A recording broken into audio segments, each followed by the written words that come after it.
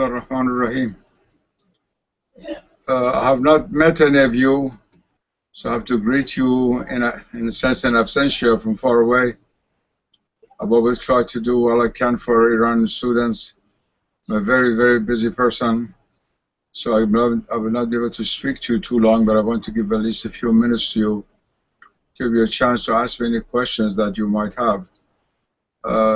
Mr. Sabil had asked me to speak about the knowledge of God. I will just say a few words about it, but then give you an opportunity to ask questions about this matter. The knowledge of God is, of course, at the center of every religion, and especially Islam. There are some religions, like Christianity, which emphasize very much the question of the love of God. And it might appear that knowledge is not that central, but you cannot love what you do not know. So even in Christianity, knowledge is important. But in Islam, it's very central, because the first Shahada, La ilaha illallah, is a statement of knowledge. That it bears witness to the one reality, to the oneness of God. So Islam begins really with the knowledge of God as a means of salvation. And that is why the Prophet said, قُلْ لَا إِلَهَ إِلَّا اللَّهُ وَتُفْلِحُوا, say La ilaha illallah and be saved.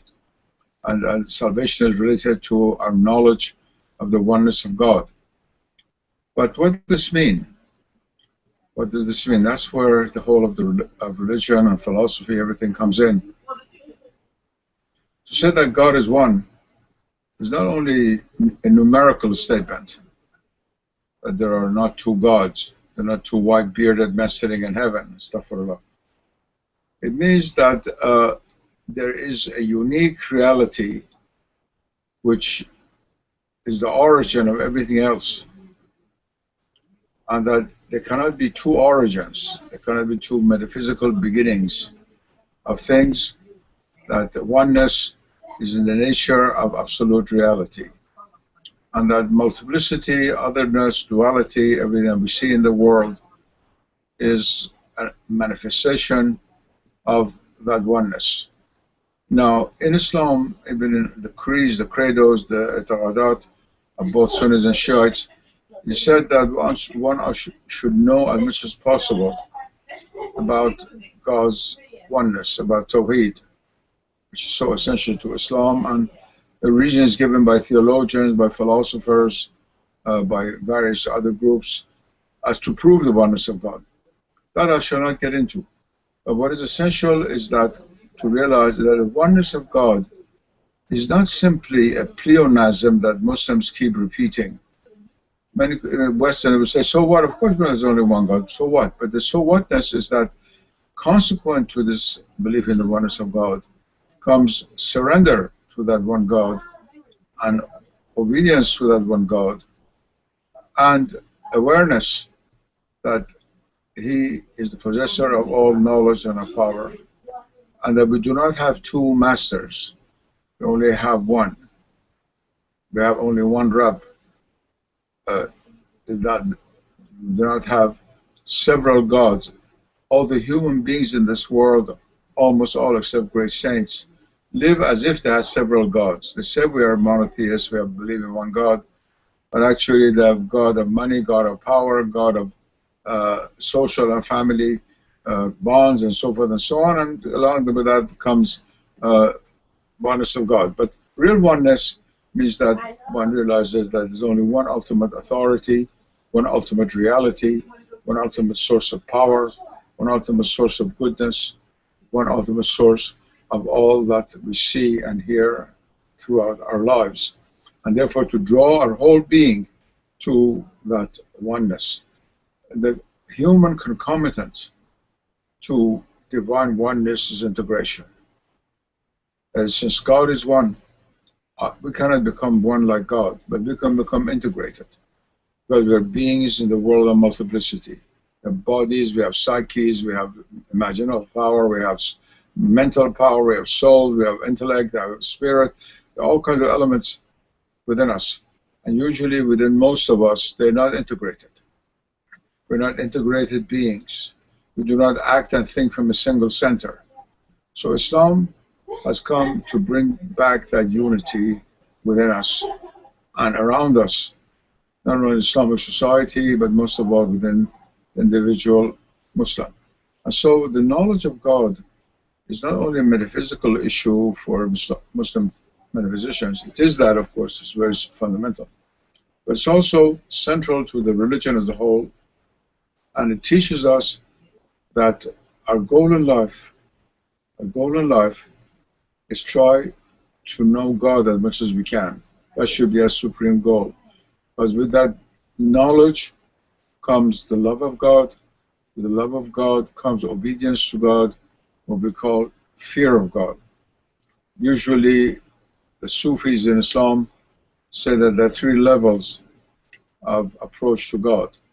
Makhafat in Persian, makhafa in Arabic, mahabba, ma'rafa in Arabic, or makhafatu, mahabbatu, ma'rafat in Persian. And one should begin with the fear of God, knowing that God is all-powerful. But this is a fear that leads us not away from God, but towards Him. And with that comes the love of God.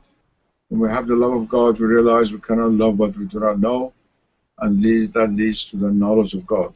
So the knowledge of God, not as abstraction, not as philosophical theory, but as realized knowledge, is the crown of the Islamic tradition and the heart of Islamic spiritual teachings.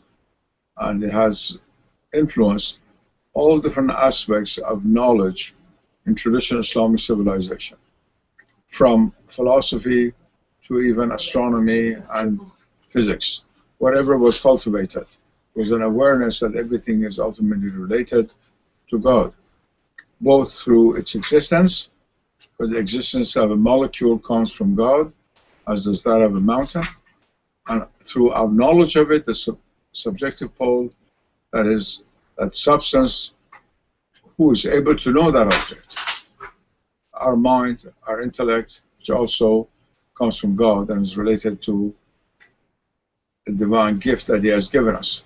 So there's this full awareness, so clear in the Quran, that everything, every form of knowledge is related to God, both through its object and through its subject.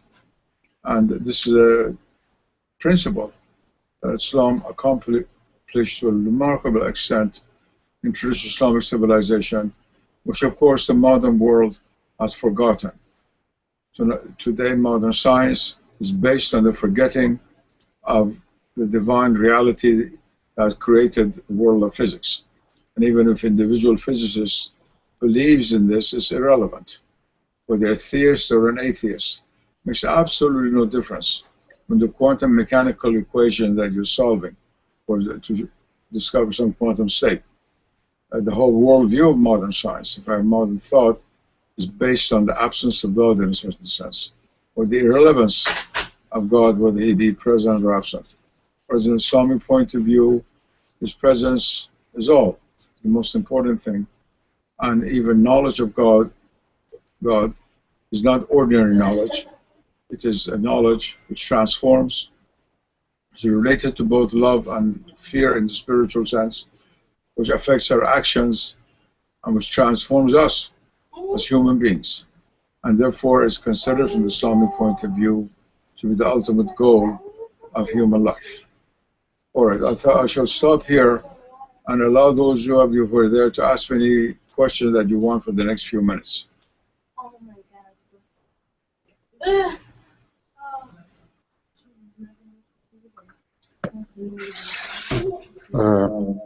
Dr. Nasr, can you hear us? Yes, I can. My name is Sayyid Abbas Dilkarnain, and I'm from Pakistan, and I'm really grateful to you for your talk, actually. Thank you. I can tell from your accent. Yeah. So I actually have a very specific question about the knowledge of God as a knower. So I've been, studying philosophy a little bit, and I had some, issues that I have not been able to resolve. So I know that God has the knowledge of His essence and knowledge of His effects.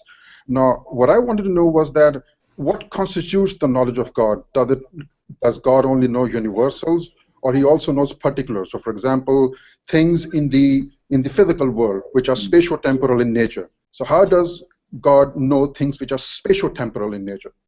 How does that fit into the knowledge of God as the knower, God as the knower? Yes.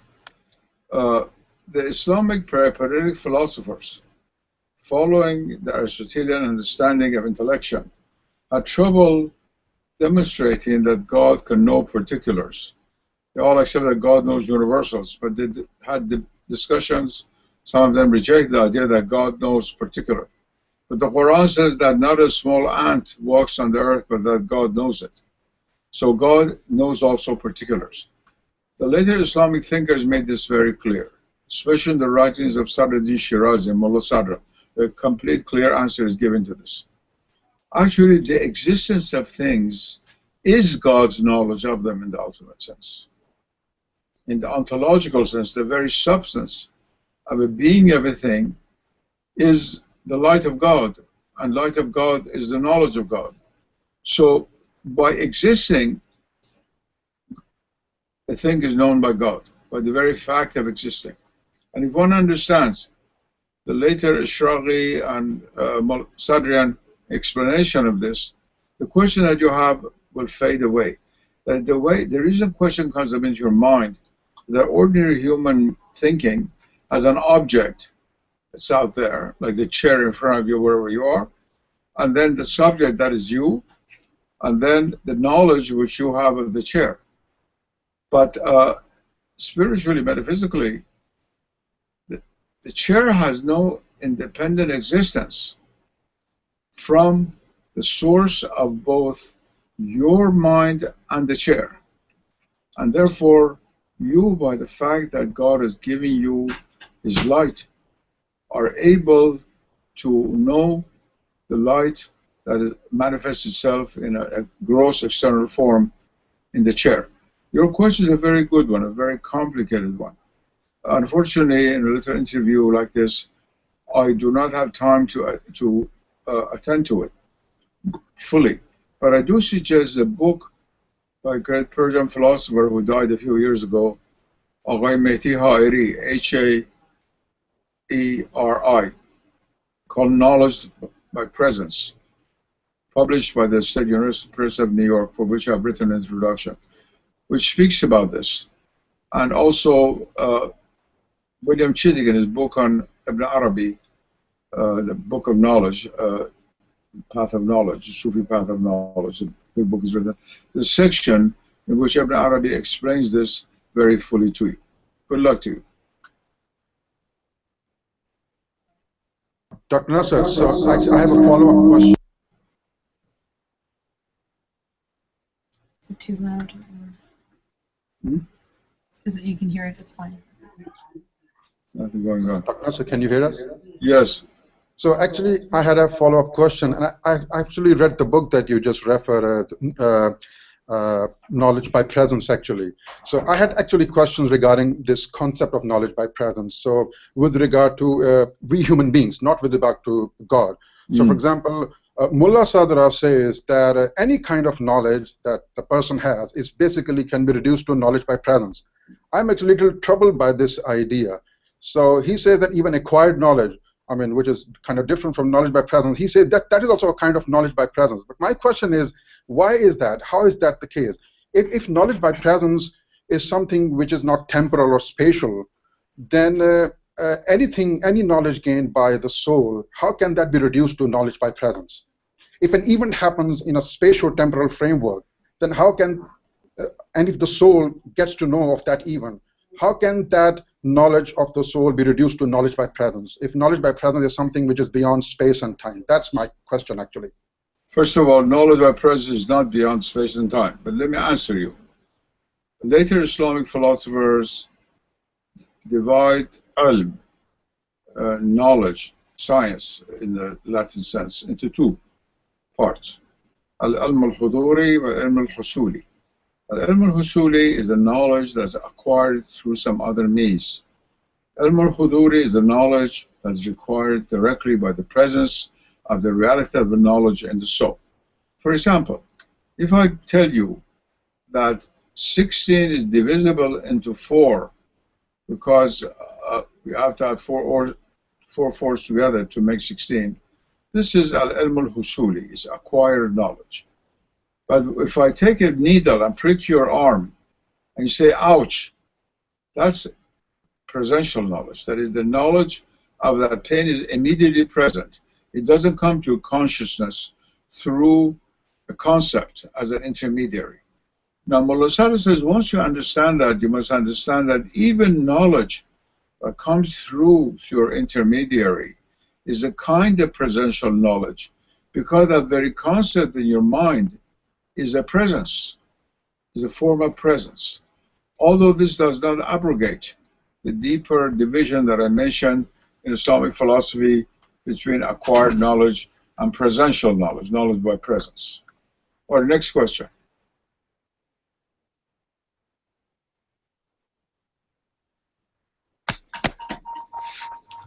Go ahead.